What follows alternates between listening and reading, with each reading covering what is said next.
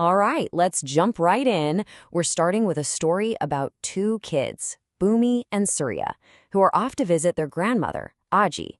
Now, her village isn't just any old place. It's tucked away right next to a forest in the gorgeous Western Ghats of India. And let me tell you, this place holds some amazing secrets.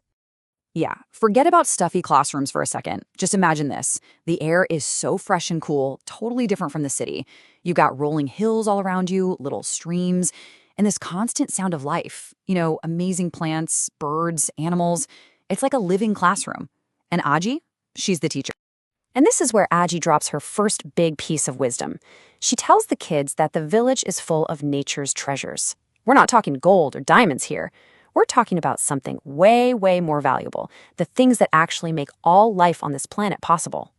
So where do we even begin? Well, how about with a treasure that we use every single second of every single day, but we never ever see, the air we breathe.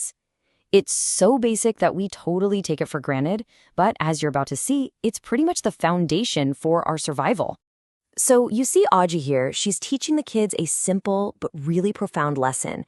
They're doing breathing exercises, and she's explaining how taking these big, deep breaths fills your lungs with fresh air, and that's absolutely key to staying healthy. Our bodies need that oxygen in the air to power, well, everything from our muscles to our brains.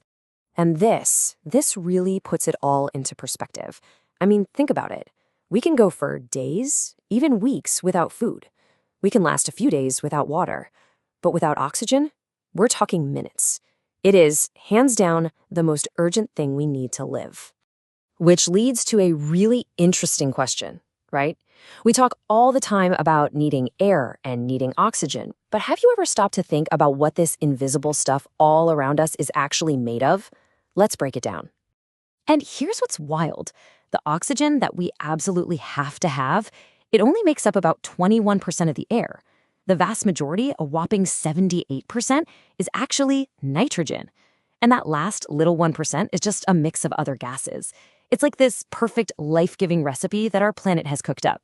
Now, when this mix of gases starts moving, we call that wind. You can't see the air itself, obviously, but you can see what it's doing everywhere you look. The leaves rustling in the trees, clothes swaying on a line. It's the invisible showing us its power.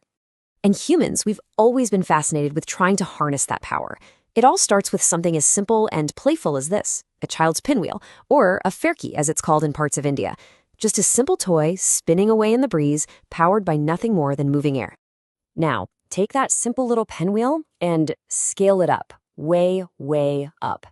We use the exact same principle to build these enormous windmills. They catch the wind's energy and use it to generate electricity, powering our cities and our homes. It's an amazing jump, right? From a kid's toy to a power grid, all from the same simple idea.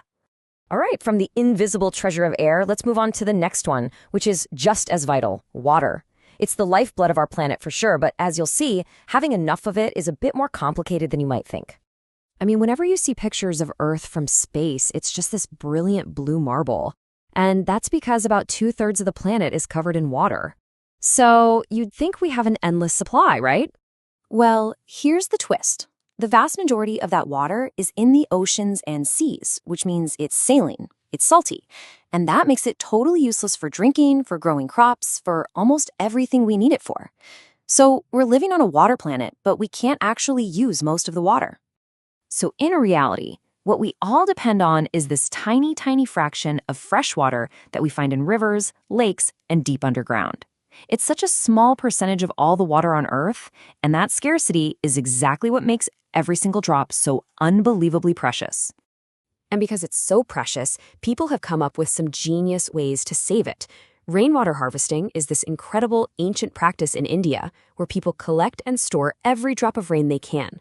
This includes amazing things like step wells or bawadis, these really intricate man-made wells with steps going all the way down to the water, designed to capture rain in even the driest areas. Okay, on to treasure number 3, the sun. And yeah, we all feel its warmth and see its light, but its real power is so much bigger than that. It is essentially the ultimate source of energy for almost every single living thing on this planet. I love this little debate between Bhumi and Surya because it just explains it all perfectly. Surya sees what's right in front of him. The cow is eating grass, so it's getting energy from the grass. But Bhumi, she sees the bigger picture. She gets it. The grass itself couldn't even grow without sunlight. She traces the energy all the way back to where it started, the sun. So you see how the energy flows, right? It's a chain. The sun zaps the grass with energy through photosynthesis. Then an animal, like a cow, comes along and eats the grass. And then we get our energy from both plants and animals. It's this incredible connected cycle. And it all starts with that big star 93 million miles away. And that brings us to our fourth and final treasure. And this one sort of brings all the others together in one magnificent living system, our forests. And they are so much more than just a bunch of trees. Forests are these complex, buzzing communities. They're these huge areas just packed with life. They're a natural home for countless animals, birds, and insects. They provide food, they provide shelter.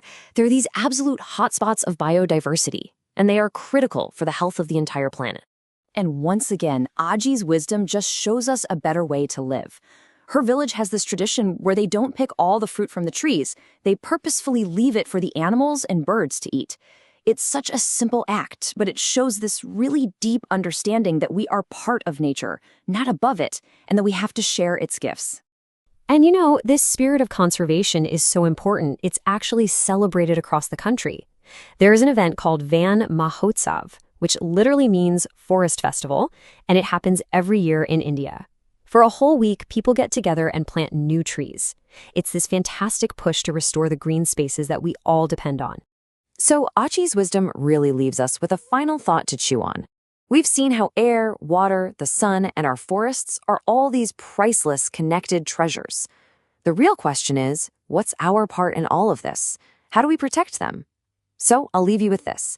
If you could plant just one tree to add one small piece back to this amazing puzzle, what kind of tree would it be and why? That's something to think about.